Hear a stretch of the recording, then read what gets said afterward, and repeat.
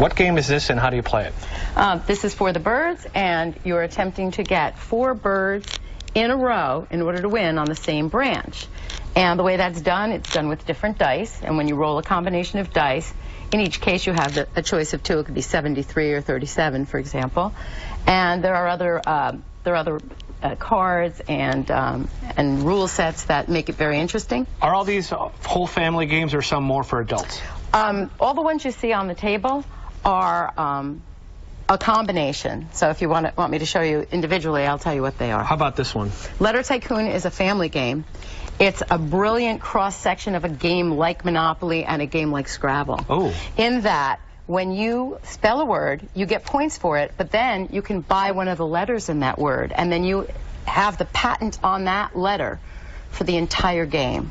So when someone else plays your patented letter, if you play an A and I own it, the bank will pay me for it every time it's played. I see how that works. What about the poop? Or is it just called poop? So it's called Poop the Game. Poop the Game. And it was invented by a father to teach his son math. And the way that works is you have a toilet card at the top, and you want to play cards but not exceed the toilet value. Oh. If you play 3 in a row, you can flush the toilet. Yet, if you play more than 11, in this case, you would clog the toilet, and you would have to pick up the whole row. I think that would work with kids. Yes. How about the game of 49?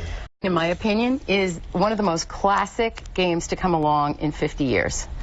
This game is so brilliantly designed. It was designed by a man named Mark Corsi. He worked on it for 8 years. Wow. And the way you play that is you bid, you budget, you battle, and then you buy your way to 4 in a row. So each of these individual card spaces, like 33, any of the numbers on the board, they come up in a card. They come up for auction. And you bid on that number, and if you win that space, you put your token down. But then there are payoff cards, wild cards, that throughout the game will pay you $7 per token. Okay. It's a very difficult game to win, but you get a sense of accomplishment when you win. And if you lose, there's still a sense of camaraderie because you all play together at the end to try to keep someone from winning. This one seems fun, last but not least. This is called Game of Phones. And this card says, show the last picture of a person you took before the game started, and cards like that. Show the first photo in your camera roll.